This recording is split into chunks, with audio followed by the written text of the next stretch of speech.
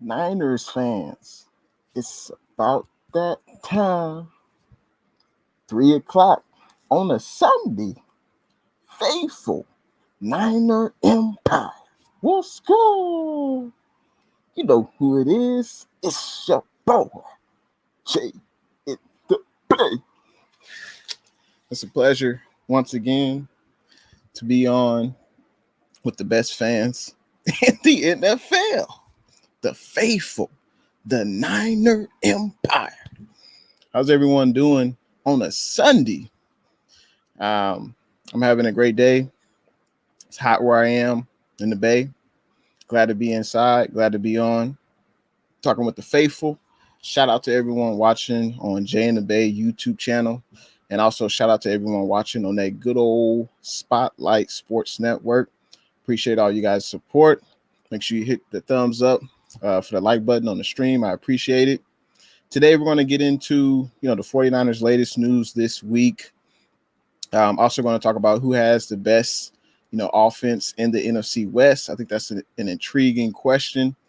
And, of course, all fans are welcome, no matter what team you're a fan of the NFL. Everyone's always welcome to come through, pop into the stream, say what's good. But first, this show is nothing. This show is nothing without the fans, without the subscribers, and the people that are in them comments. So first off, let's start off with the people that are in the comment section. And first person I see, 49er Faithful. What's good? How you doing, 49er Faithful? He says, what's good, Jay? Should we sign Justin Houston if D Ford is still injured? That's a great question, 49er Faithful. I definitely think Justin Houston, first of all, Justin Houston is still a free agent. And Justin Houston had an excellent last 2 years with them good old Indianapolis Colts. And, he played every game the last 2 seasons with the Indianapolis Colts. I believe he had about, I believe it was like 16 sacks total for the 2 seasons he was with the Colts.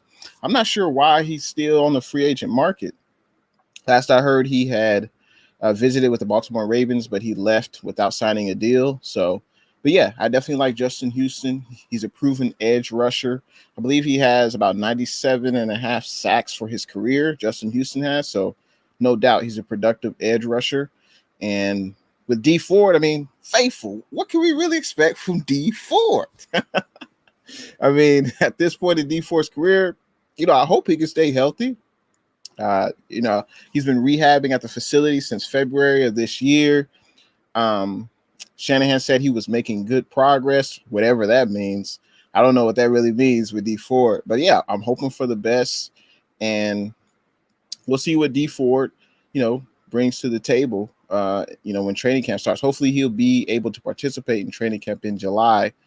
But at this point, I think D Ford, best case scenario, maybe he'll just be like a third down edge rusher. I think that would be, the best situation for D Ford. That's how I envision him. But Justin Houston would definitely be an upgrade for sure.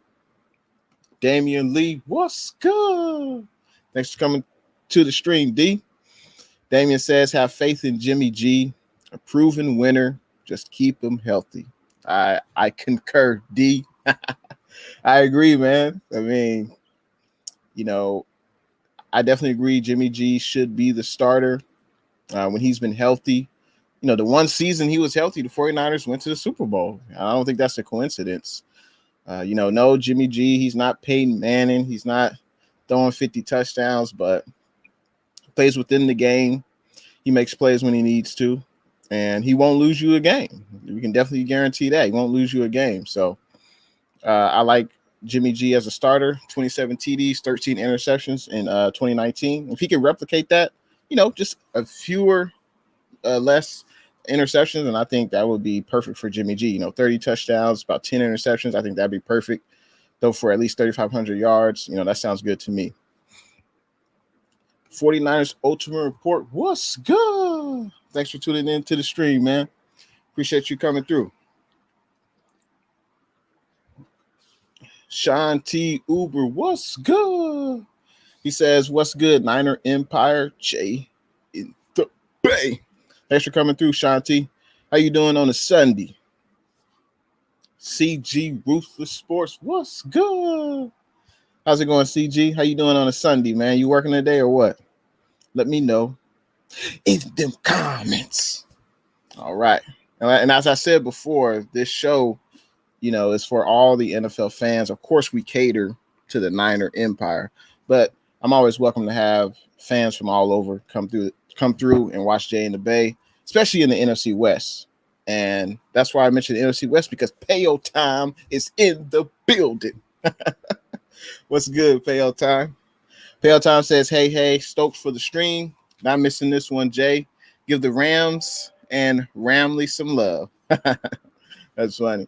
Yeah, I can't wait for the season to start. Obviously, with it, as far as YouTube content creators, this is obviously my first go around being a content creator during the season. Or I guess you could say technically it's my second year, but I've definitely made friendships, YouTube brothers, and Pale Time is definitely a YouTube brother. And I'm glad we can collab. And he's a Rams fan. I'm a Niners fan, and it's all good. And I can't wait till we collab in the season. And I'm definitely looking forward to that. Okay, Damian Lee says, what's good, CG? Thanks for coming through, D. It's like 49ers Ultimate Report says, you need to have Niner sickness. He is a great guy, and he is a super fan of Jay in the Bay. Yeah, Niner sickness is cool, man. Niner sickness is cool. I definitely have to get Niner sickness on the YouTube, and vice versa. I need to go on his channel as well. But yeah, we definitely got to work that out. Definitely looking forward to more collaborations. Lawrence Jackson Jr., what's good? What's good, LJ? How you doing, man? I see you doing your thing with your YouTube, man. I see what you're doing. You just starting out. I was where you were, in August of last year. So just, I can see the passion in your videos. Just keep doing you. The likes, the subscribers, the views will come. Just got to continue to be yourself and talk about whatever's on your mind, whatever your passion is. So thanks for tuning in, man. Hopefully you enjoy the stream. See, Damian Lee says, D Ford and Bosa need to be on load management. I completely agree, D. If I had my druthers, Bosa would not be playing 100% of snaps once game one starts of the regular season. Just put him in, 30% of the snaps. We want to ease him in. We need Bosa, the last 2 months of the year to be his most productive self. And, I don't think we can do that if we just force him to play or have him play 100% of the snaps. I'll be surprised what happens in training camp. Actually, I won't be surprised, but when training camp starts July 27th for the Niners, I wouldn't be surprised if Bosa is not a full participant. He'll be there, but he probably won't be doing everything that the defensive linemen are doing, just to take it easy on him, because he's easing back from that torn ACL injury. And the same thing with D Ford. I envision D Ford third down edge rush specialist, in obvious third down passing situations. That's what I envision D Ford. If he can do more than that, that's great. But I think the Niners have prepared, just in case D Ford is not available. And by signing guys like Arden Key, re-signing Jordan Willis, Samson Ibuku, I think the Lynch and the 49ers have added depth along that defensive line. And I think that's why, because of the situation with D Ford. Lawrence Jackson Jr., he says, this show is great. I appreciate you, man. I appreciate you. Thanks for showing your love. I appreciate you, man. It's like, give me 1 second. Let me go back. Let's see. It's like Lawrence says he needs 4,000 yards this year. That would be nice with Jimmy G for sure. That would be nice if he threw for 4K. At least 3,500, at least the bare minimum. I'll take 3,500 passing yards and under 10 interceptions. I would take that. Yeah. Of course the yards are important, but to me, the interceptions, the turnovers, they can just ruin teams. And, let's do under 10 interceptions this year, Jimmy G, for interceptions. I think that's definitely doable. Payo Time says it's a good night eating some pie. All right, man. Thanks for tuning in. Payo Time says, thank man. Likewise, Jay. You're one of my favorite YouTubers. I appreciate it, man. Thanks for tuning in. Appreciate your sentiments. I can't wait to link up again and stream or collab. I'm looking forward to it, Payo. 49ers Ultimate Report has an excellent suggestion. He says Payo Time and Jay and the Bay should do a show of the week. 49ers versus Rams play. Yeah, I think we're definitely going to do that for sure. I can definitely envision us doing that. When the Niners play the Rams twice this year, I can definitely see us, going back and forth about, who has a better chance of winning that game. And that's always fun to pontificate. It's always fun to pontificate about, who's going to win, who's going to lose, yada, yada. So I'm definitely looking forward to it. Like Lawrence says, we need more collabing on YouTube with content creators. No, I agree. I do see a lot of collabs. A lot of it depends on schedule and, things like that. But yeah, collabs are definitely good. Payo Time says for sure. Lawrence says, I'm good, bro. Thanks for that shout out. Absolutely, man. Absolutely. And Lawrence says, blessings, bro. Same to you, man. 49ers Ultimate Report. No need to apologize, John Jay. You ain't got to apologize, John Jay. It's a contest. It's a contest. No one is guaranteed to win. Only 3 people can win. No need to apologize. I'm glad you're doing giveaways, though. That's pretty dope that you can do that. I definitely plan on doing my giveaways, in the near future. Hopefully sooner than later. We'll see how that sub count is.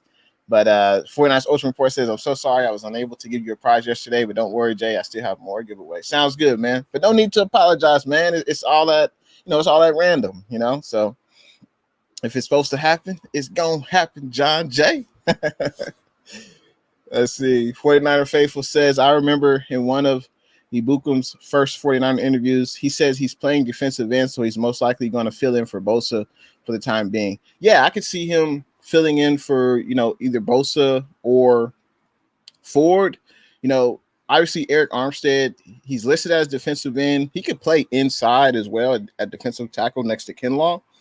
So I'm curious to see where our defensive coordinator wants to line Eric Armstead up. I like to see Armstead in the middle, but I'm sure sometimes he can play outside as well. But yeah, I'm definitely looking forward to Samsung. Because Samsung on the 49ers, he's going to be used, specifically as an edge rusher. He's going to be rushing the passer. I know he had about 5 sacks last year with the Rams, but they didn't use him all the time in edge rushing situations. So, hopefully Samsung, he can get like a double-digit sack season. That would be nice.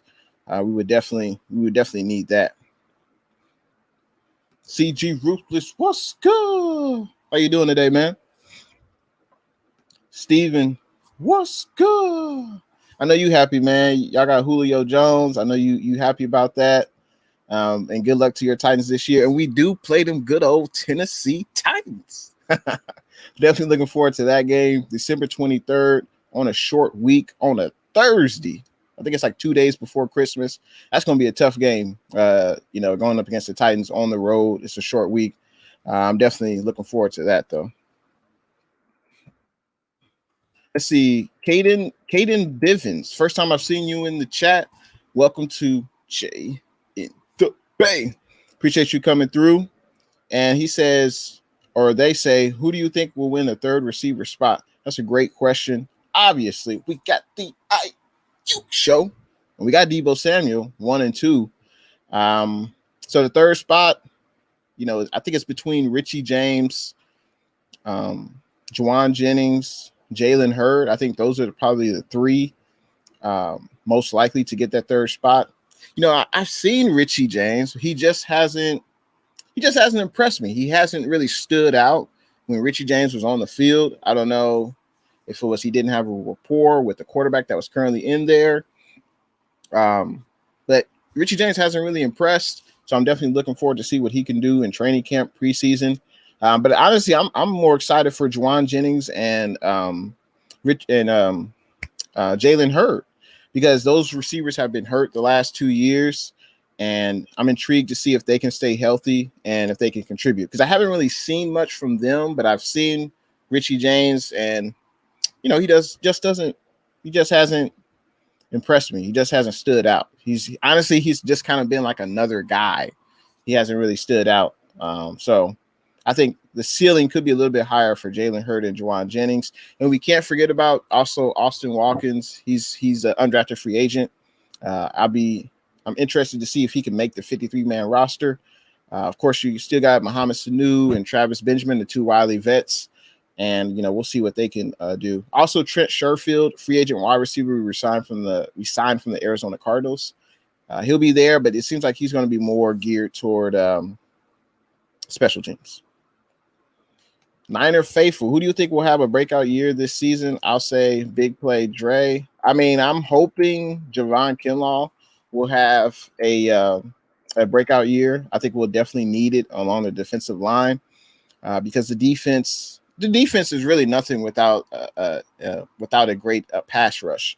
With the great pass rush, the quarterback has to get the ball out of their hands for about 3 to 4 seconds, and the corners can cover less, the linebackers can cover less, and also the secondary can anticipate when balls are thrown because they know they have a good pass rush, and the quarterback has to get the ball out quickly. So I'm hoping to be Javon Kinlaw. Obviously, the first year he was drafted, no OTAs, no mini camp, no preseason, no training camp. So Javon Kinlaw definitely should be better as far as today than he was last year.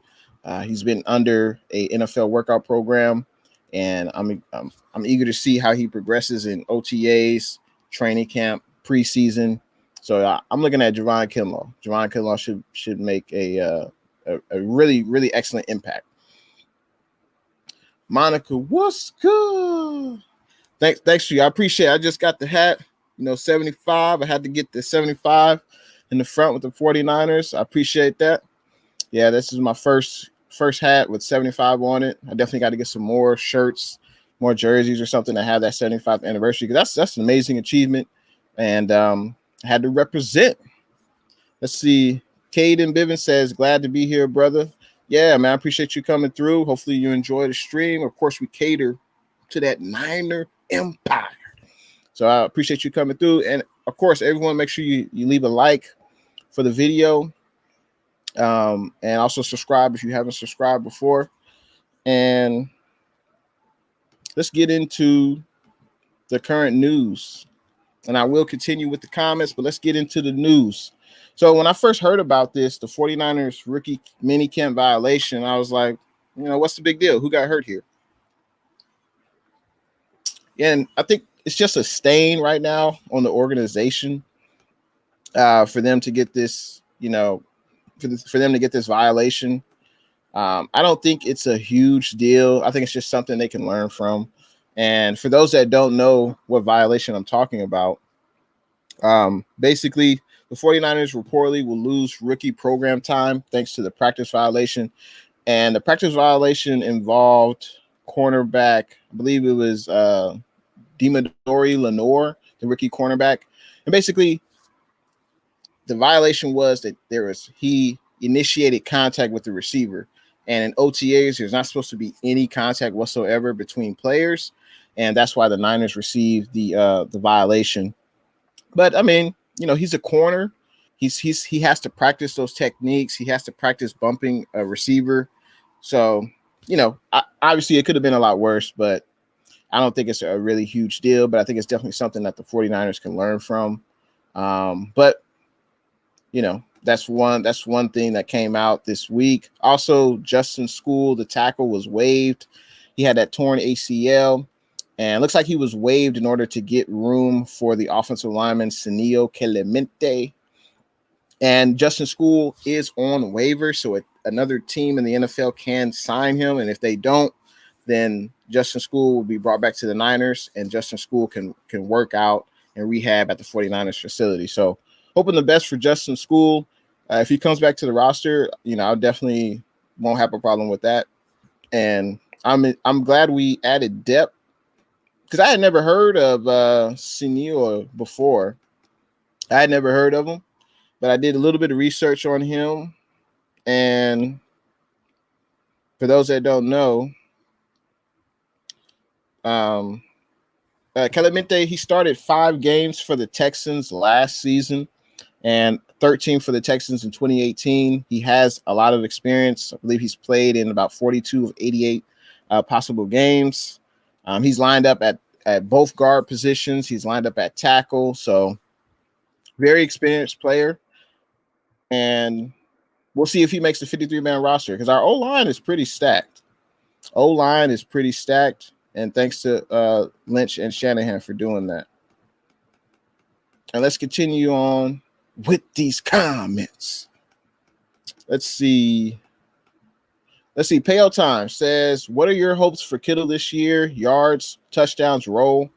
Well, that's a good question, Pale. I think Kittle will be our leading receiver. I can envision Kittle getting about 85 catches, 1,200 yards, 10 touchdowns. I think that would be a pretty good year for Kittle. And, of course, he'll be a dominant force in the run game. And that's what I'm hoping for Kittle. And I'm hoping he plays every game. We all know Kittle is a very physical player. He gives 110% on every snap. And sometimes that could be a detriment. Sometimes you have to know when to ease up, when to take it easy. But Kittle, he likes to go 100%. And I definitely respect that.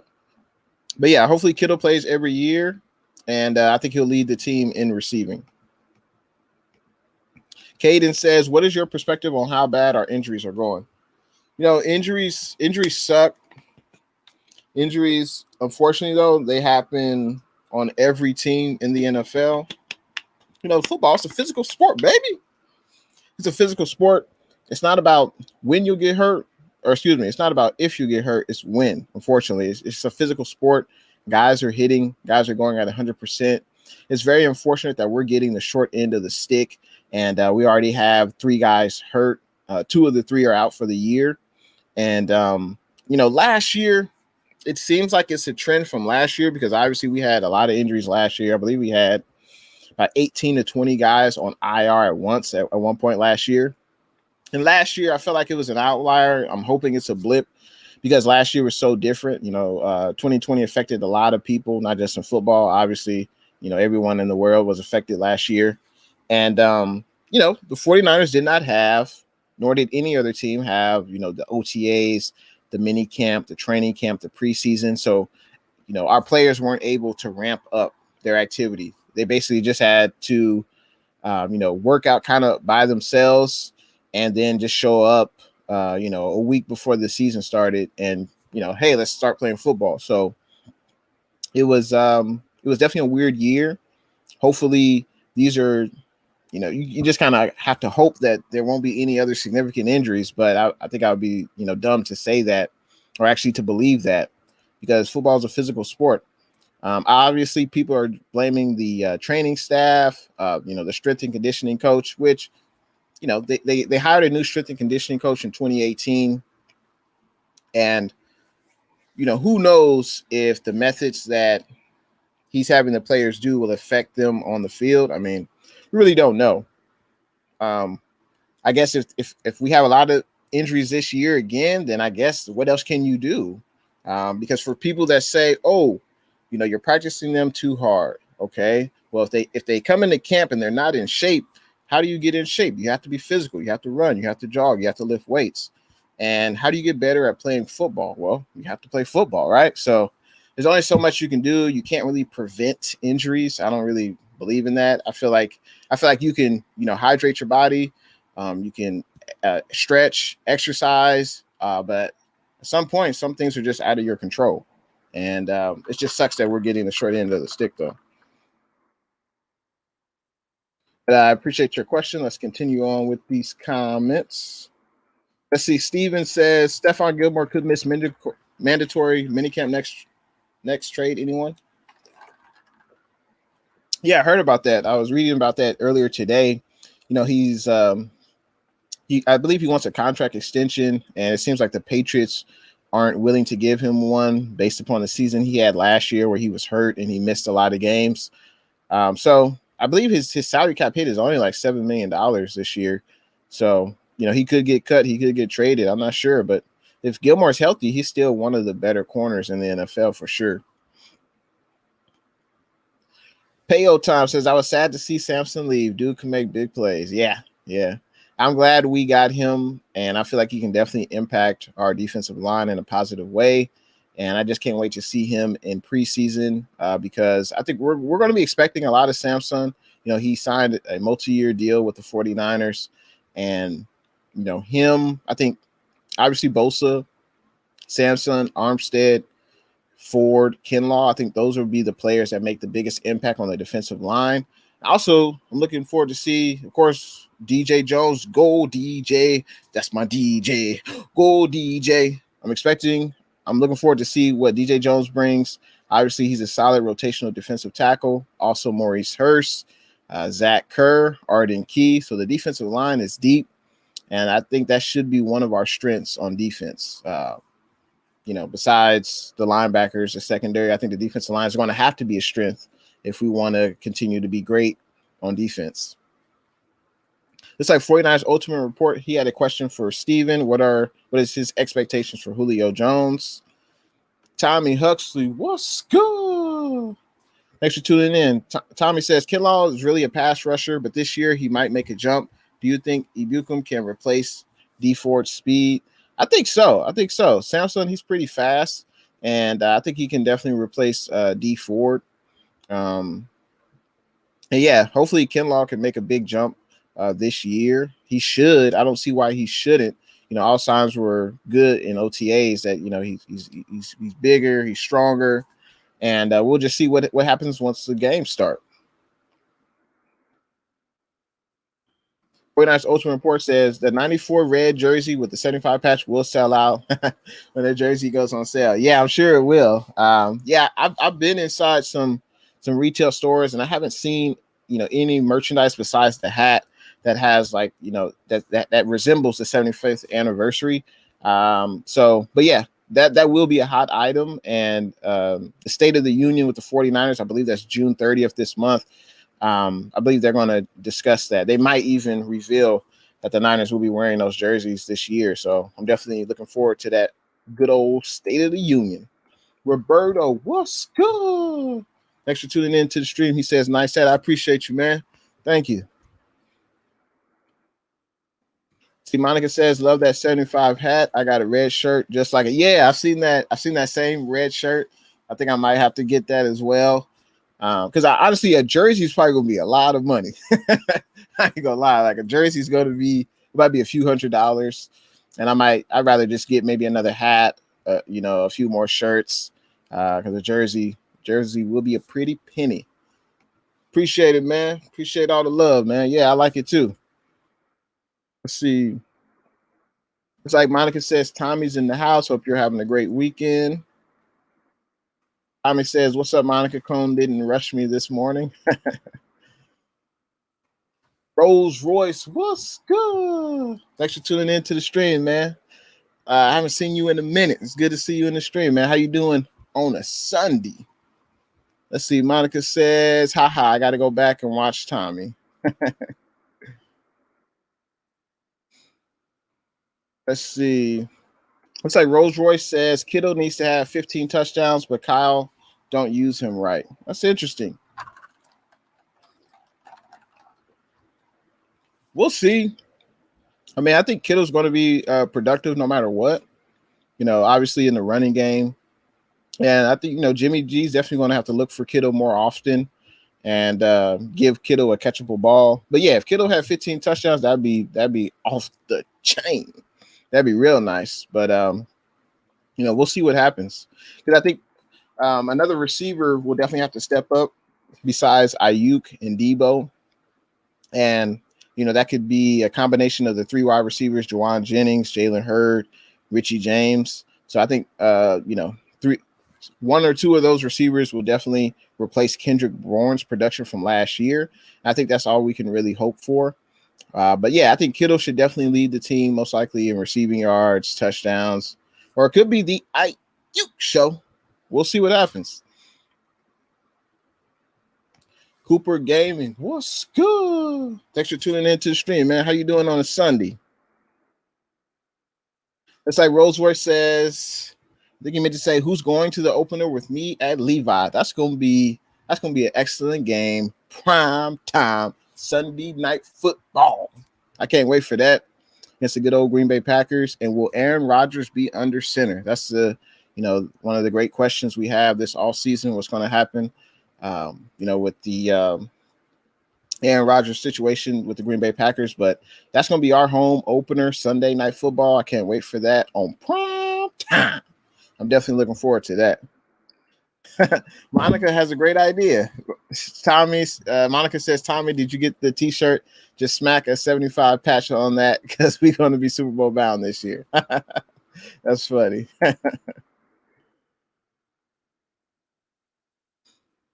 All right, I got a lot of comments. I appreciate everyone in them comments.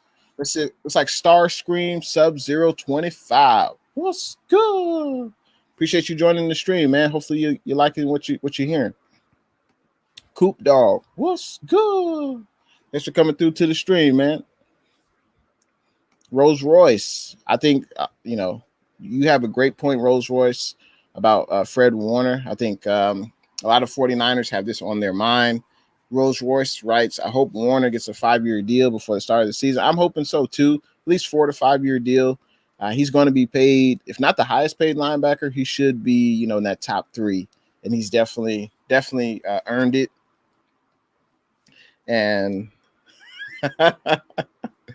let's see. Cooper Gaming says NFC West is going to be crazy, but I'm still wondering about how Wilson will react if the Seahawks O-line isn't that good, and how my Cardinals are going to finish the season off. So many storylines within the NFC West. Obviously, I think the NFC West is the best division in the NFL. I think the Seahawks, they definitely need to rely more on the running game. But obviously, you can only do that with a healthy running back. And Chris Carson, when healthy, he is one of the better running backs in the NFL. He's just had an issue with staying healthy. And I believe he just got a contract extension in the offseason. But I think as long as they're able to run the ball, I think the Seahawks offense will be just fine. And the Seahawks did upgrade. I believe they traded for Gabe Jackson from the Raiders. He plays the offensive guard position. And he's definitely an upgrade over who they had last year. So for the Seahawks' sake, hopefully that shores up their offensive line issues. And them good old Arizona Cardinals. Y'all got the talent, Cooper Gaming. I can't lie. Y'all got the talent, man. But y'all got to make it. I don't know if it's coaching or what, but you guys were looking good last year until Kyler had that shoulder injury and really wasn't the same after that. But good luck to your Cards this year.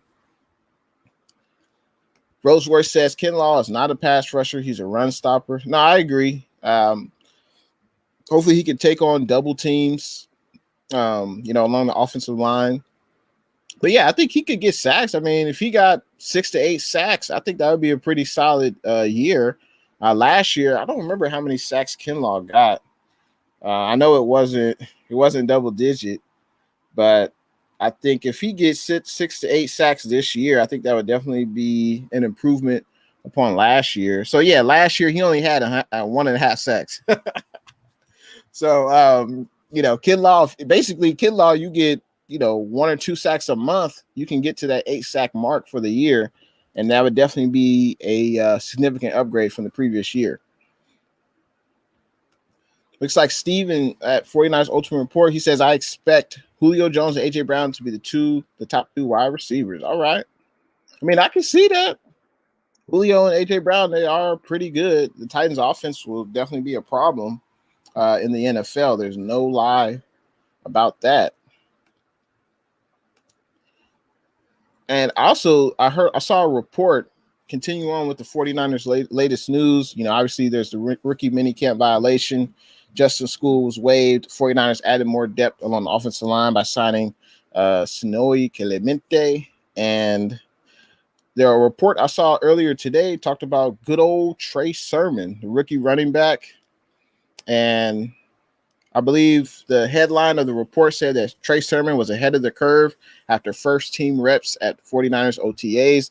That's definitely good to hear because honestly, I was surprised that we got a running back that high in the draft. I thought we would probably address the cornerback position and, the cornerback position and probably what? And wide receiver. That's what I meant to say. Cornerback position. I thought we would address the cornerback position and wide receiver earlier in the draft, like within the first 3 rounds of the draft. But that didn't happen. But it's good to hear that Trey Sermon is looking good in OTAs. It looks like during organized OTAs, the team played it safe with Raheem Mostert, which makes sense. Raheem Mostert is a veteran running back. He doesn't really need OTAs, but they want to limit Raheem Mostert's snaps. And also, of course, Jeff Wilson Jr. will be out for 4 to 6 weeks. But Trey Sermon got a lot of the carries along the first team offense, and that's definitely good to see because I think Trey Sermon will definitely be making an impact this year. Shanahan likes to use a rotation of running backs, usually 3 to 4 running backs in a year. And also you got to keep your running backs fresh. We don't have any bull cow running backs, or I should say we don't have any running backs that get about 30 to 35 carries a game. We just don't do that. There are no Derrick Henrys on this team. Bell cow running backs. That's what I meant to say. I meant to say bell cow running backs, but Shanahan wants to use several running backs, and it's good to see that Trey Sermon is making the most out of his opportunity with the first team snaps in OTAs. And let's see, 49ers Lakers. What's good? Thanks for tuning into the stream, man. How you doing on a Sunday? Looks like Steven says, yikes, injuries kept on piling up on the Nets. I mean, Kyrie Irving, too, looks like the pendulum is swinging for the Milwaukee Bucks fans. Yeah, I saw that. That sucks what happened to Kyrie Irving, had that ankle injury. And now the series is tied 2-2. Cooper Gaming says, your boy jerseys are a lot of money. I tried to get a D-Hop jersey at the mall, and most of them were like $200. Yeah, that's crazy. $200, $150. That's a lot for a jersey. I'd rather just get me a shirt and a hat, call it a day, because, those authentic jerseys are really, really expensive. Tommy Huxley said, what's what I said? Not a pass rusher. I forgot the not at Rolls Royce. Okay. Payo Tom, I appreciate you coming through, man. I appreciate you coming through. Looking forward to your future videos, Payo Tom. Payo Tom says, I got to go, Jay. Editing an episode of Moof. Have a great rest of your stream. Appreciate it, man. Thanks for coming through. Cooper Gaming says he's doing well. I'm doing pretty good on a Sunday, man. Doing pretty good. Monica says she wants to reassure the faithful, the Niner Empire. And Monica reassures us by saying that Warner's going to get his bag. Don't you worry about that. No, definitely. I don't know what are they waiting on. I mean, unless they plan on waiting next year when the salary cap has increased. But yeah, I don't know what they're waiting on. It's like Cooper says, we got the talent, but we got to finish things off. Okay. Yeah, it's going to be a tough 4-team race in the NFC West. I think I've said this before. I think 4 teams will probably have at least 10 wins. I could definitely see that because there's a lot of competition in the NFC West. Tommy says, "Where's Cardo's Nations? Poor little girl never came back." I don't know where they at, Tommy. That's funny. Let's see. Cooper says 49ers going to win 10 or more games. Yeah, I envision the Niners having a 12-5 record, and I think on the low end, maybe 11-6. But I think all things considered, with Lynch revamping that offensive line, adding depth to the secondary, adding depth on the defensive line, adding more young talent to the running back room, I think I can definitely see 12 wins and 5 losses this year for the Niners. And Cooper Gaming says, feeling it.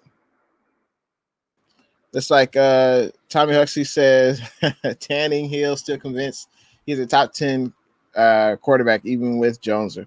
I don't know if Tannehill's a top 10. I think he might be like a top 13, top 14, Ryan Tannehill.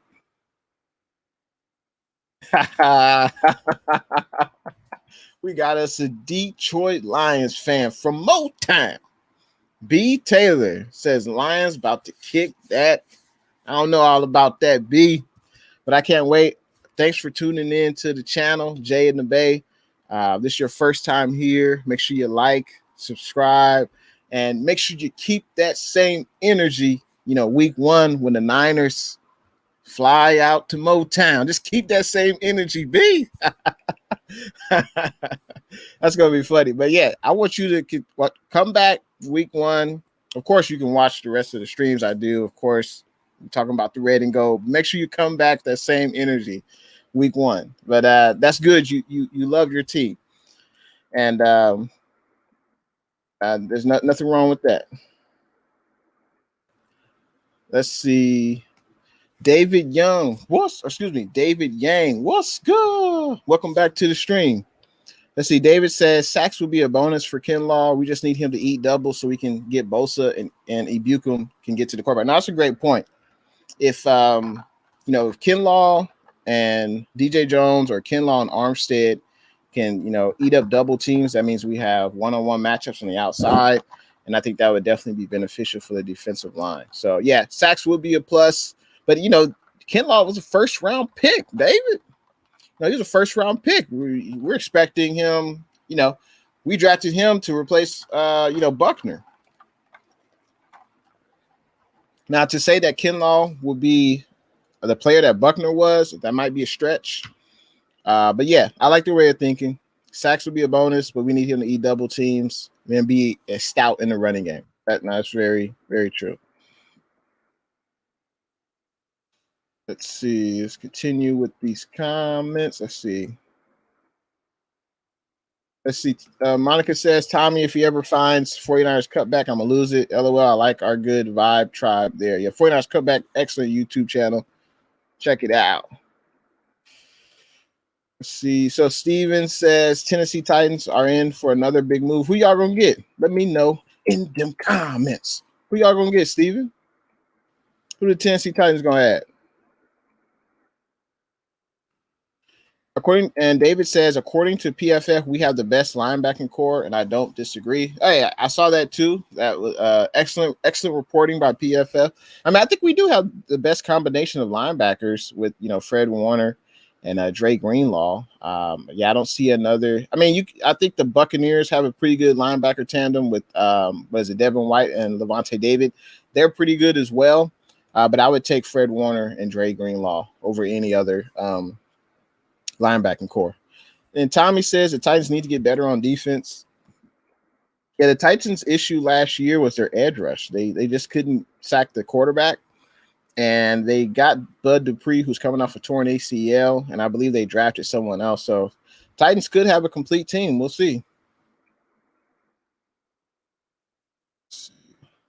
49ers Ultimate Report says the Lions will not win week one versus the Niners. Man, could you imagine if that happened? Man, that would be insane.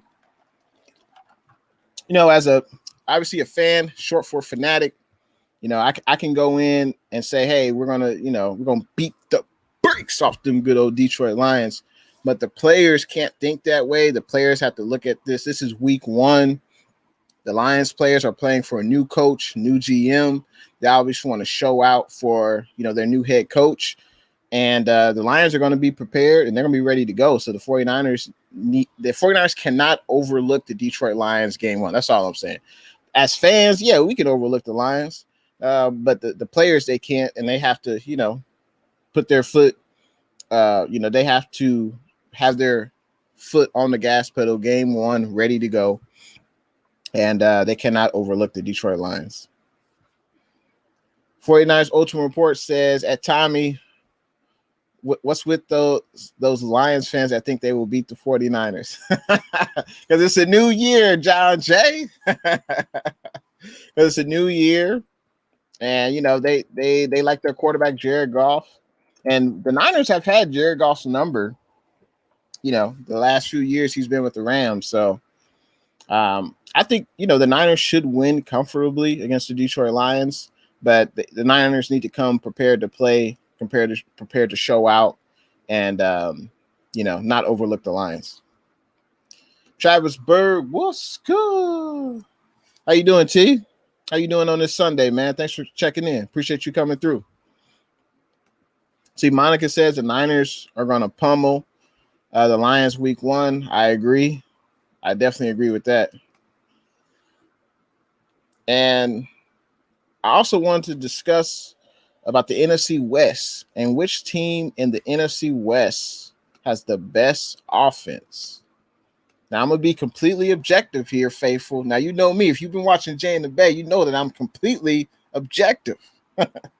So, let's start off with the LA Rams. So, when I looked up the LA Rams, these are their playmakers on the bottom of the ticker. Obviously, you start off with quarterback with Stafford. They definitely upgrade their offense with Stafford over Goff. They also have Akers, who's an excellent running back. They got Woods, they got Kupp, and they also added the speed threat, the guy who can take the top off the defense, Deshaun Jackson, and they also have Tyler Higbee. So they have a pretty good offensive staff. The 49ers defense will definitely have our hands full when we go up against the LA Rams, and this is what the LA Rams bring to the table. Faithful, what do you guys think about the LA Rams offense? Is there anyone on the offense who you have to think twice about? Let me know in the comments section. But I think the Rams have a pretty good offense, and that's the first team we'll start off with. Looks like Travis Berg is upset about his Nets and his Mets. I know, man. Hopefully Kyrie Irving heals fast with that ankle injury. I saw the video. That was terrible. Tommy Huxley says the Lions defense was dead last in 2020. How can they improve enough to beat us? Yeah, I don't think they're going to beat us.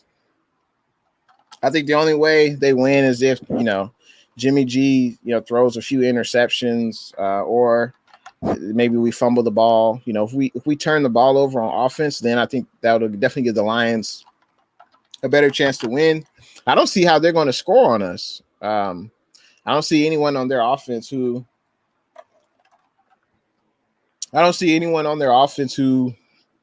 makes me afraid, makes me worried. Let's look at the Detroit Lions depth chart. Obviously, they got Goff, but Goff ain't no superstar. Goff is not all pro. They do have a good running back though. They got DeAndre Swift. He's a good running back, so I think our run defense will definitely be challenged in that. But I think he's a good back. But I think our defensive line and linebacker should keep him in check. They got Tyrell Williams, wide receiver, and he was with the Raiders, but he couldn't stay healthy, so he kind of flamed out with the Raiders. He had his best years with the good old LA Chargers. They got a speedster in Brashard Perriman. They got one of the better tight ends in the NFL and TJ Hawkinson. So I would say they're most valuable playmakers on the offensive side of the ball. And we're talking about the Detroit Lions real quick. DeAndre Swift, Tyrell Williams, and TJ Hawkinson. Those are probably their best offensive weapons. And also they got the big man, the big right tackle, Penei Sewell. So that'd be an interesting matchup. Penei Sewell, the rookie, I believe he went to Oregon. One of the best offensive linemen to come out in quite some time. And he'll be lined up against, he'll be on the right side. So he'll probably be lined up against either Ford or Bosa or Samson or Armstead. So that will be an intriguing matchup. Niners sickness. What's good? How you doing, man? How you doing on this Sunday? And he says, what's up, faithful? I'm doing good, Niner sickness, man. Thanks for coming through to the stream. I appreciate you coming through. Tommy says, goof will get goofed up. That's funny. Yeah, Monica says, get out of here with that nonsense. 31st powered rank Lions. And that's the thing. We can only judge the Lions based off last year. But the Lions are a new team, new head coach, new GM, new quarterback. They got a solid running game. They got the big right tackle, their first round pick. So as fans, yeah, we can overlook the Lions, but as long as the players don't overlook the Lions, then I think we'll be in good situation. We should be able to win that game by at least 2 touchdowns. It's like Tommy says, without Stafford, the Lions are trash. You might be right. But we'll see. Rams house. What's good? Whose house? Rams house. Thanks for tuning in to the stream, man. We were just talking about your LA Rams right there on the ticker. And of course, in this episode, we're talking about who has the best offense in the NFC West. When I look at the LA Rams depth chart, these are the best players I see on the chart. These are the best players I could see our defensive coordinator staying up at night, long hours of the night, trying to figure out how to defend these players. And what do you think about your offense this year, Rams house? Let me know in the comments. And I appreciate you coming through. Tommy says the Rams offense improved. The defense got worse. I don't know if the defense got worse. I mean, they still got Donald. They still got Ramsey. They got Leonard Floyd. Behind those three big names, they're not a lot of household names, but there's no doubt the offense has improved. It's like Rams House says the LA Rams offense is stacked. Cooper Kupp is amazing. I would agree. The Rams probably have, from top to bottom, they probably have, I would say, a top 2 offense in the NFC West, I would say. And including their coaching staff for sure. It's like Tommy says the Lions O-line is pretty good now. Yep. Yeah, I would agree. So that would be an intriguing matchup. Can our defensive line against the Lions get sacks on Jared Goff? That'd be a good test for our defensive linemen. And I agree with Rams House. He says the Hawkinson is good. I definitely agree with that.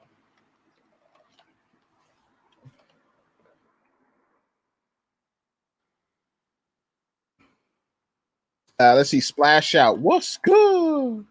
Thanks for tuning in to the stream, man. Let's see. Splash out says the NFC West is going to be stacked this year. No, I agree.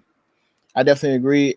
I feel it's the best division in the NFL, man. I don't know how you feel, but I think it's definitely the best division in the NFL.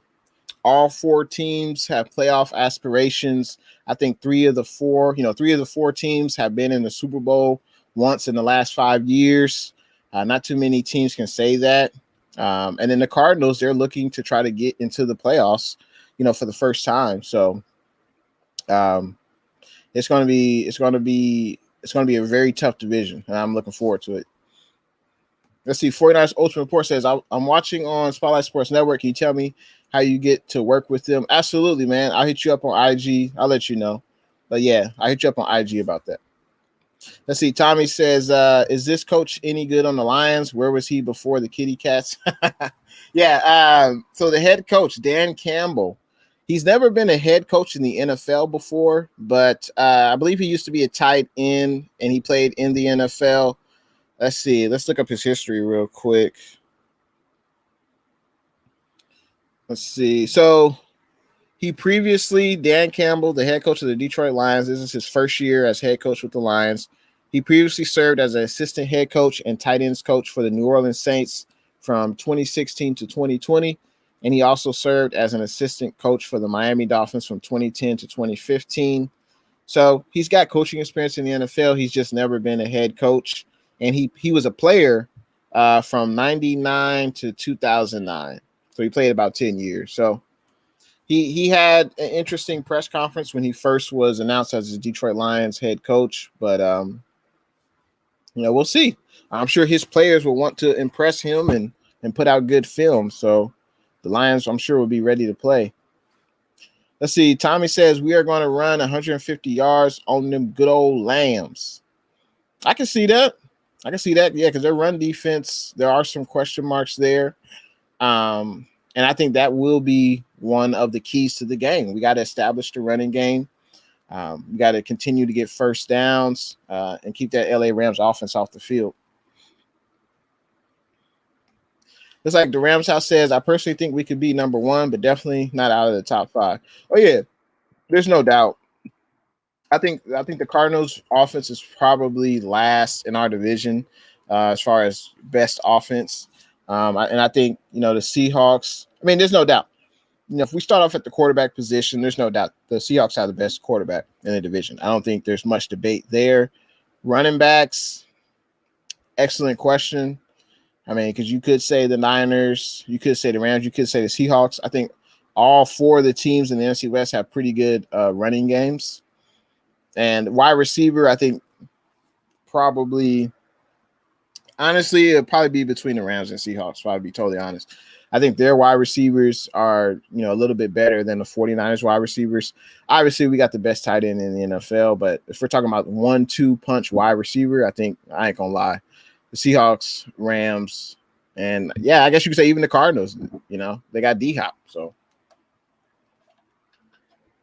I got to be real. Yeah, our wide receivers compared to our teams in the division, the other teams have better wide receiver options. I can't lie. Let's see. Tommy says, if you aren't getting better, you are getting worse. They didn't improve on defense. Okay, I can respect that.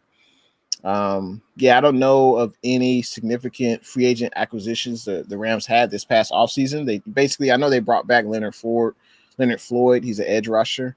But I don't know of any other. I know they drafted some players and they're kind of unknowns at this point. So, we'll see what those players do come season. Sean T. Uber says Jimmy and Goff in the same club, got their teams in the Super Bowl, couldn't win it. That's a very astute point. I would say Jimmy played much better in his Super Bowl than Goff, but I guess ultimately it didn't really matter. And the Niners definitely outplayed the Chiefs the first 3 quarters of that Super Bowl, but it just didn't come to fruition, Let's see. Monica says Sewell admitted he was having trouble acclimating to right tackle, so he might not be at his best week 1. Yeah, we'll see. And also he's got to go up against either, Bosa, Armstead, Samson, Arden Key. So it'll be interesting to see what the big rookie has, week 1, because he's definitely going to be tested. Let's see. 49ers Ultimate Report coming with the information. He says Dan Campbell in 2015 was the head coach of the Dolphins with a 5-7 record. Okay. Maybe he must have been interim head coach. Okay. And I guess that's similar to a head coach. He had the interim head coach title. But now he's got job security now. He's got probably like a 3-year or 5-year contract with the Lions. So, it is a little bit different. But I'm not concerned about the Lions. I just hope the players don't overlook the Lions. Looks like Tommy says he got fired, John, most likely. Or he wasn't retained. They didn't elevate him to a full-time head coach after he was interim head coach. Monica says Dan Campbell was a real lion on the field. I can see that because Dan Campbell, he's something else. His press conference, if you haven't heard it, go Google it, YouTube it. But he had a very interesting press conference, and we'll see what the players think of that game 1. We'll see. 49ers Ultimate Report says, but Campbell is not a player's coach and not leader, but he has a person you want coach long term. Yeah, I don't know if he's a player's coach. He doesn't have extensive experience as being a head coach, so I don't know if he's a player's coach or not. But there's no doubt the Lions, they have some talent offensively. We'll see what their defense does. Let's see. Let's look at their depth chart. The Lions depth chart. Let's see. Do they have any notable names on defense?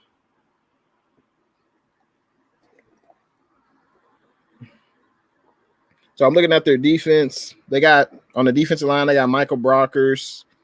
They got the rookie Romeo Okwara.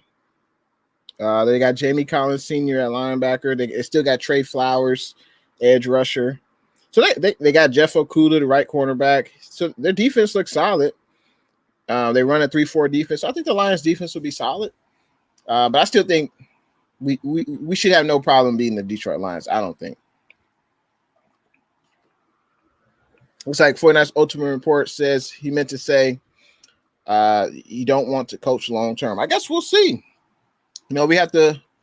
I guess the Detroit Lions will see. That's what I mean. The Detroit Lions will see if they want to keep him long term or not. Or we'll see if he'll be successful in Motown. Niner Sickness says, "Hey Jay and the Bay, who will most benefit on the offensive line from the addition of Alex Mack?" That's a great question, Niner Sickness. I think it'll definitely be partly Jimmy G. We'll have an experienced center. We'll have a center who can name the starting middle linebacker on the defensive team. He has a center who has a ton of experience. And also, whoever starts up at right guard, let's say if it's Aaron Banks will definitely benefit from playing with the veteran center in Alex Mack, just in how to take care of your body. Alex Mack knows the playbook. He can help teach the playbook to, to Alex Banks if he starts at right guard over run skill. That's going to be an intriguing matchup in training camp. Who's going to win that right guard spot? Either Alex Banks, the rookie out of Notre Dame, Bay Area boy, or Daniel Brunskill. That's going to be an interesting matchup. And so I think Jimmy G and whoever starts off at right guard, especially if it's Alex Banks. So, but that's a great question because our entire offensive line is pretty much veterans with Trent Williams, with Lincoln Tomlinson, Alex Mack, and then whoever we start at right guard, and then of course Mike McGlinchey. So Alex Mack will definitely be beneficial though for the offensive line for sure. 49ers Ultimate Report says at Niner sickness, my opinion, Jimmy G. Yep, I definitely agree with that. Monica says you didn't ask me, but definitely Mike McGlinchey and Aaron Banks. Okay. Let's see. At Niner sickness, John J. Jimmy G should be a benefactor for that much upgraded offense. Exactly. Yeah. Jimmy G should definitely benefit. He'll have more time in the pocket to throw. This offensive line is improved from last year. We should have an even better running game. And, I'm definitely looking forward to it. Monica says, yes, Jimmy too, for sure. And so I think, the Rams, obviously, they have an excellent offense, and they're led by Sean McVay, and they definitely will be tough to beat. Let's talk about them good old Arizona Cardinals. So obviously the Cardinals, they're led by Kyler Murray. He is an athletic QB who definitely presents problems to opposing defenses. As 49er fans, we definitely know that. He definitely is a problem because even if you're able to get pass rush on Kyler, he can just move to the left, move to the right, create more space for his wide receivers to get open. And, we saw that way too often when we played the Cardinals last year and in 2019. So Kyler is definitely a problem. At running back, they got Chase Edmonds, who's a pretty good running back. And then they of course bring back DeAndre Hopkins, who's, he could be the best wide receiver in the NFL, maybe at least top 3. And then you got AJ Green they brought over from free agency. And then you got Christian Kirk, the speedster. Christian Kirk is pretty good. AJ Green, I don't even remember how many games AJ Green played last year. Because I know AJ Green has had those foot issues with the Bengals, but let's see, in 2020, let's see. So AJ Green in 2020, he played 16 games for the Cincinnati Bengals. AJ Green did. So that's pretty good. Because the previous, let's see, in 2018, he missed the entire 2019 season, AJ Green. And then in 2018, he only played 9 games. So he's definitely struggled to stay healthy, the last 2 years, or I should say the 2018 season and the 2019 season. But, he'll be 33 when the season starts. So he is definitely on the wrong side of 30. But, AJ Green in 2020, he played 16 games. He caught 47 balls, only had 2 touchdowns. So that's definitely not the player he used to be. Like we're used to seeing AJ Green have 1,000-yard season, 10 touchdowns, over 100 catches.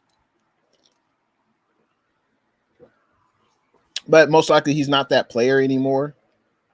But maybe a change of scenery with a better quarterback and Kyler Murray, AJ Green could be a better receiver. And also with AJ Green, he's used to going up against the best corner on an opposing defense. And with the Cardinals, he's not the number 1 wide receiver. And DeAndre Hopkins will most likely be getting that coverage from the best corner. So how would that affect AJ Green? It should affect AJ Green positively if he's healthy. And based on last year, he should be healthy. He played every game. So AJ Green could be a defensive or a difference maker. AJ Green could be a difference maker on the Cardinals offense. And we'll see what happens with that. Yeah, because the Cardinals got pretty good offense. There's no lie about that.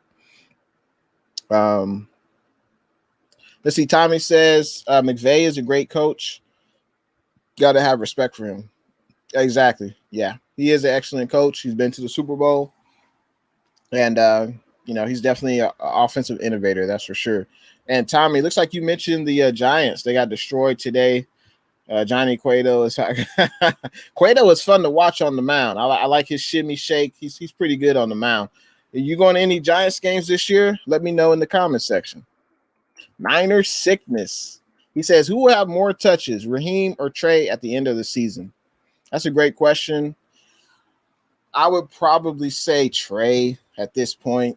Raheem has battled injuries, and also I'm sure Shanahan wants to limit Raheem's touches, maybe to like at most 15 a game. So that's rushes, including catches. I think if we limit Raheem Mostert to 15 touches a game, because we want to keep him healthy, we want to keep him so that way, in November, December, he's playing at peak. But I think Trey will probably have, more touches this year.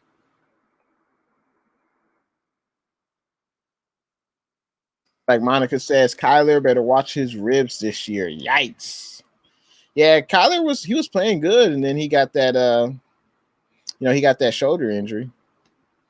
Yeah, Tommy, let me know in them comments. You going to a Giants game this year? Let me know. And of course, we end this discussion with them good old Seattle Seahawks. Seahawks, obviously, I would say they have the best quarterback in the division, and they arguably have the best pair of wide receivers in the division with Lockett and Metcalf. And then they also have a strong running game in Chris Carson, and they signed Gerald Everett, tight end from the LA Rams last year. So the Seahawks offense looks pretty good, and they definitely will be a problem. They upgraded the offensive line in the offseason by getting Gabe Jackson, a guard from the Las Vegas Raiders. So the Seahawks are no joke. They definitely will be a problem. And let me know in the comment section. I'll write a question up for it. As 49er faithful, who has the most dangerous offense in the NFC West?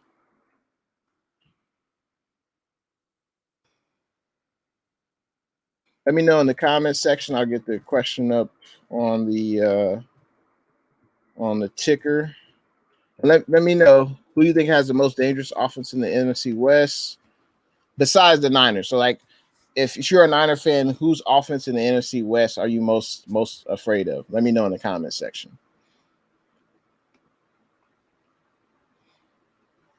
For me, I would probably say the Seahawks. For me, I would say the Seahawks has the most dangerous offense in the NFC West because they have the best quarterback. They got a solid running game. DK Metcalf is a problem. And then they have a good coaching staff. I think they just have the overall talent. Obviously, with the Rams, Stafford is excellent, but he hasn't really performed in the playoffs, so we don't really know what to expect from him there. And yeah, I think Seattle, they just have the complete package, especially, of course, it starts all off with Russell Wilson. Let's see. 49ers Ultimate Report says Johnny Cueto has been injured and inconsistent, and he is overpaid. In my opinion, he is washed up. I respect your opinion, man. It's like Tommy says, in regards to him going to a Giants game this year, he says, no, I don't think so, Jay. I'm still being careful, even though I'm fully vaccinated. And I hear you. I definitely hear you. And Tommy, yeah, I was saying, as a 49er fan, which offense in the NFC West scares you the most from a 49er fan perspective? So out of the Seahawks, Rams, and Cardinals, which offense is the best? Which offense is the best? Which offense is most dangerous? Which offense is most prolific? But let me know in the comment section. It's like 49ers Ultimate Report. He agrees with me. He says Seahawks. All I have to say. Yeah. It starts at the quarterback. Russell Wilson can do it all. I know he had a bad second half of the year last year, but there's no doubt Russell Wilson is by far the best quarterback in the division. it all starts off there. They got the running game. They upgraded the offensive line. They got DK, Lockett, receivers. So let's see. Sean T. Uber says, I'm driving passengers again now that I'm vaccinated and restrictions are lifted. That's cool. Where do you drive Uber at? Let me know in them comments. Let's see. Ronnie Morgan, what's good? How you doing on a Sunday, Ronnie? Thanks for tuning in to the stream. I've been checking out Big Low Country streams when he talks. I'm not even an Atlanta Hawks fan, but Big Low Country is definitely entertaining to watch. And that's good to see that he's still doing the streams, even though right now the football news is kind of slow. But thanks for tuning in to the stream. I appreciate you. Let's see. Tommy says, yeah, the Seahawks are proven. The Lambs are all hyped now. There is a lot of hype surrounding the Rams. They definitely added talent offensively. And we'll see how it all comes together. We'll see what Stafford brings to the table. Yep. So we got two people that say Seahawks. And if you're just tuning in, shout out to everybody tuning in from that good old Spotlight Sports Network. Shout out to everyone tuning in from Jay and the Bay YouTube. We're talking about who has the most prolific offense in the NFC West from a 49er fan perspective. So who are you most afraid of on offense from the Seahawks, Cardinals, and Rams?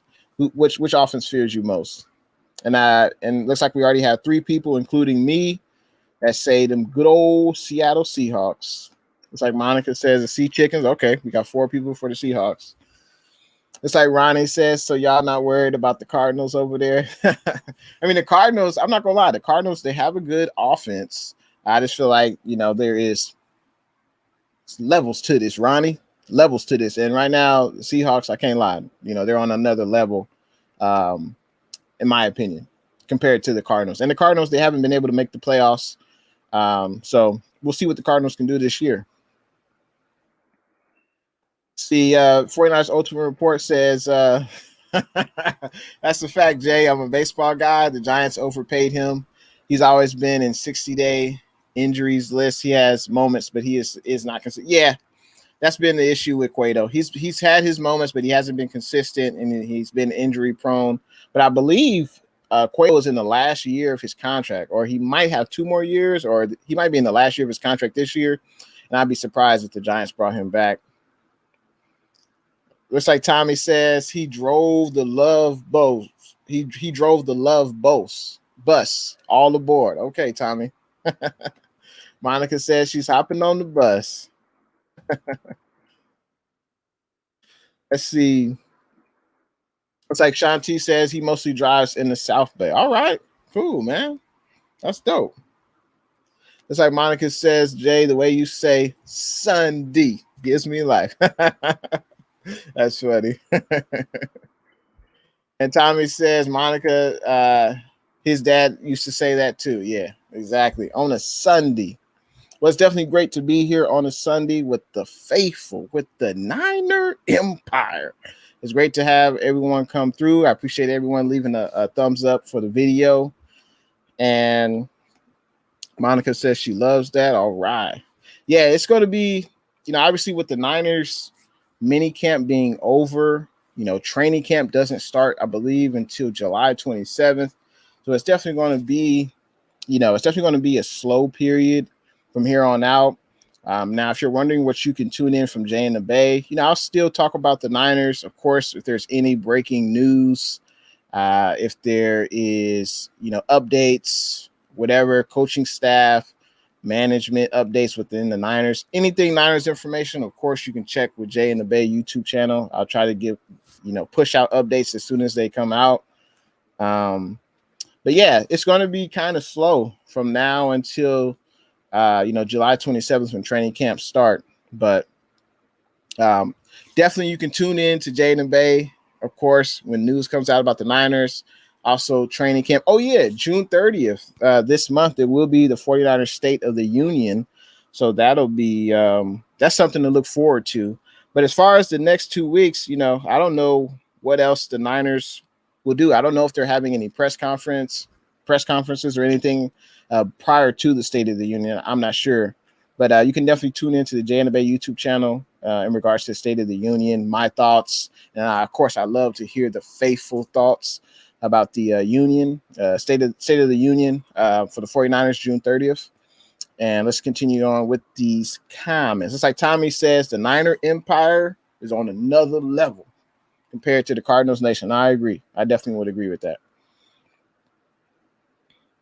Tommy has a riddle for us. He says, what do they call it Seahawks dynasty on the beach? I'm not sure. Let me know. Monica says, well, I'm out, guys, going to walk my dog. Hope everyone has a lovely Sunday. Appreciate you coming through, Monica. Have a great Sunday. I appreciate you. 49ers Lakers for life says, see you later. Tommy also says, later, Monica. Peace, Tommy. Later, Monica. All right. Well, let me know if you guys have any other questions, comments. Let me know. I just wanted to hop on here for a little bit, talk about the latest 49er news. And basically, the latest news was obviously about the rookie minicamp violation that occurred with cornerback Demadori Lenore. And obviously, the video came out where basically in OTAs, they don't want any player contact. The NFL doesn't. And if you do that, you're subject for a violation. Also, Justin School, the tackle, tore his ACL and he was waived. And then also the 49ers added depth on that offensive line with Clemente. And that was basically the 49ers' latest news. And yeah, exactly. Yeah, that is old news. Yep. But that was the news that happened this week. And some people may not know. So I had to keep the faithful, the Niner Empire, informed. And that's what I'm doing. 49er Faithful says, what team do you think we would trade Jimmy to? Honestly, I think it would be whoever the highest bidder is. I think someone asked this question a few weeks ago. And yeah, I think it'd be the highest bidder. Hopefully we can get a first round pick or at worst a second round pick for Jimmy. But the only way that can happen is if Jimmy G balls out. If Jimmy G balls out, has a similar year to 2019, I think there would definitely be teams that would be interested in trading for Jimmy G. Let's see, at the top of my head, let's see. For some reason, I'm thinking Denver Broncos because they don't really have a franchise quarterback that could be an option for Jimmy G. But I think it'll just come down to whoever the highest bidder is. I think that's what it'll come down to. Whichever team is the highest bidder. Let's see. I think Broncos could be an option. Maybe the Pittsburgh Steelers. Big Ben's going to retire sooner than later. Maybe the Washington football team. They don't really have a franchise quarterback. But those are three teams that come to mind. Washington, Pittsburgh, Denver. Maybe the Houston Texans, because they're probably going to have to move off of Deshaun Watson. So those could be four teams. Livy's World, what's good? Thanks for tuning in to the stream, Livy. Thanks for coming through. Hopefully you enjoying the stream on a Sunday. Tommy says, I hear you, Jay. Going to be slow for a month, but oh well, preseason approaching. Yeah, I know, right? I've never been excited for preseason up until this year. And obviously the reason is we got an influx. We got an infusion of young guys on both sides of the ball. Obviously, the two guys on the offensive line we drafted this year. Also, of course, Trey Area. Can't wait to see Trey Lance in the preseason. Also, the running back room. I was surprised we got two running backs, but good thing we did because Jeff Wilson Jr. got hurt. And, of course, we got a young talent along the secondary. That was definitely an area of need last year, and Lynch definitely addressed that. We definitely need to get younger in the secondary, and we accomplished that. So there's a lot of young talent, and I can't wait to see it. And we'll see that obviously in training camp. And I want to see them go up against other NFL talent on opposing teams, and we'll see that during the preseason. So you definitely can tune into J and A for preseason talk, updates, and things like that. And I'm looking forward to preseason. 49 Faithful says he might leave in free agency after next season, I think. Yeah, if you're talking about Jimmy G, yeah. I mean, I believe he has 2 years left on his contract. So he can't just leave in free agency, up until the 2 years of his contract are completed. So after this season, he'll have 1 year left, and the 49ers most likely will try to trade Jimmy G and to the highest bidder. And then Trey Lance will, start next year as a starting quarterback. Tommy Huxley says, I wonder if we could grab Gilmore. Gilmore and Verrett would be lethal. That would be a nice tandem. I'm sure if we traded for Gilmore, he wants a contract extension.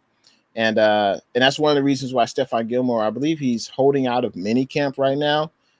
He's looking for a contract extension, but he had a bad year last year. He was hurt. And, the Patriots probably are not going to extend his contract. Also, he's on the wrong side of 3. So, he's on the wrong side of 30. Shanti Uber says, do you think it's worth paying for swimming lessons for kids, Jay? Sure. Why not? Kids get to be around other kids their age. They get to learn how to swim. Yeah, why not? It's like Tommy says, Sean, that would go over swimmingly. Corey Davis, what's good? Thanks for tuning in to the stream, Corey. I had a question up a little bit earlier before you got on, and we were talking about the NFC West, and I had a question for everyone in the chat. Let me know how you feel about this, Corey. Which NFC West team has the best offense in the division? And from a 49er fan perspective, I would say the Seahawks probably have the best offense, or I should say the Seahawks have the offense that I fear the most as a 49er fan. Just because, you got Russell Wilson, you got DK, you got Lockett, you got Carson.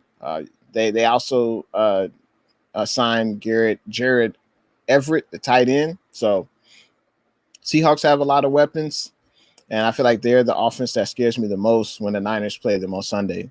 So what do you feel, Corey? Which NFC West team has the best offense in the division? Let me know in the comments section. 49ers First Take, what's good? Thanks for tuning in to the stream, man. Let me know, 49ers First Take, which NFC West team has the best offense in the division? Let me know up in the comments. 49er Faithful, yeah, I was talking about Jimmy. Yeah, Jimmy's got 2 years left on his contract. Most likely will move off of that contract after the following season when Jimmy's value should be at its highest. But if Jimmy doesn't play well, or if Jimmy gets hurt, obviously his value won't be as high. And at that point, if we can't trade him, it might be best to release him, because I don't think you're not going to pay a backup quarterback, $25 million a year. So I think if he doesn't play well, most likely he would get released. All right. 49ers First Take says probably the Hawks. I think it's a clean sweep. Out of everyone who answered, the Seattle Seahawks were the answer. And, of course, it all starts off with Russell Wilson. He's the best quarterback, not only in the division, but you could argue he's probably a top 3, top 4 quarterback in the NFL. So, Corey Davis, let me know what you think. Which NFC West team has the best offense in the division? But yeah, I think it's definitely the Seattle Seahawks. They have one of the best offenses by far. And looks like Tommy says, Diners First Take. Not sure I'll be able to tune into your live, but I'll try. Let's see when First Take's got a live stream. Let's see. Let's look it up real quick. 49ers First Take. Let's see. Looks like he has one scheduled. Oh, tomorrow. Cool. Yeah, I'll definitely be able to tune into that live stream tomorrow. First Take with Jason Aponte. I'll definitely try to tune into that. It's like Corey has an answer for which NFC West team has the best offense in the division. He says the Seahawks and the Cardinals. All right. And I know KD, you on that train. You don't believe in the Rams. I know you don't believe in the Rams, but we'll see, man. They're gonna be good, man. The Rams got talent on paper. Here's who the Rams have. Not sure if you know, but here's who's the Rams. These are the Rams playmakers, Corey. Obviously Stafford, prolific passer. Akers is a good running back. Pretty good wide receiver tandem in Woods, Cup, and they added Deshaun Jackson, who could definitely take the top off the defense. That's if he can stay healthy, though. That's been the issue with Deshaun Jackson. He hasn't been able to stay healthy. But the Rams will not be a pushover. It's like Sean T. Seahawks on paper look the most potent. Yeah, I would agree. I would definitely agree. Seahawks Eddie, what's good? Thanks for tuning in to the stream, man. Like I say to everyone, the stream is, obviously I cater to the red and gold, to the Niner Empire. But of course, every fan of every team is welcome. And Seahawks Eddie, we were just talking about your good old Seattle Seahawks. We were talking about which NFC West team has the most potent offense in the division. And it's funny that you just show up because we were just talking about your good old Seattle Seahawks. What do you think your record will be this year, Seahawks Eddie? Let me know in the comments section. I think the Niners can go about 12-5. Let me know in the comments section. What do you think your record will be? And do you think the Seahawks have the best offense in the division? Let me know in the comments section. No problem, First Take. No problem at all, man. I'm looking forward to your stream tomorrow. I believe it's 5 p.m. Pacific. Yep, 5 p.m. Pacific.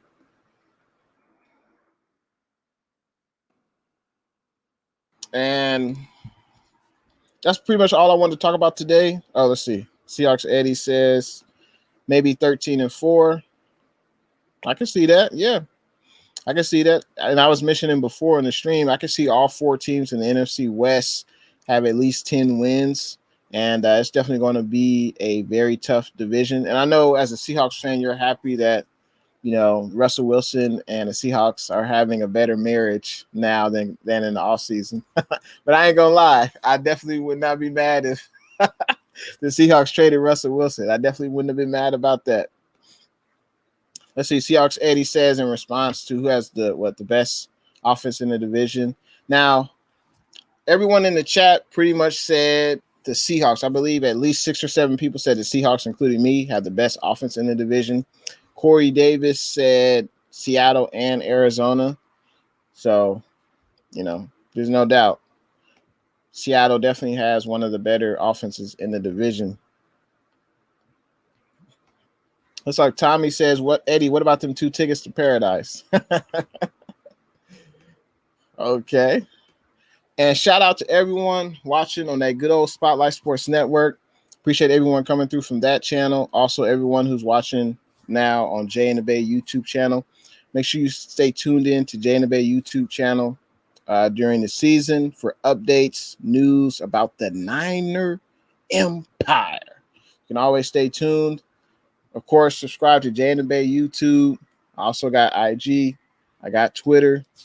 And it's been a blast talking with the faithful on this Sunday. I think I'm going to head on out. I hope everyone have a great weekend. Have a good beginning of your week tomorrow. And it might be a little slow. It might be a little slow on Jay and the Bay YouTube channel for 49ers news because, there's no more mini camp.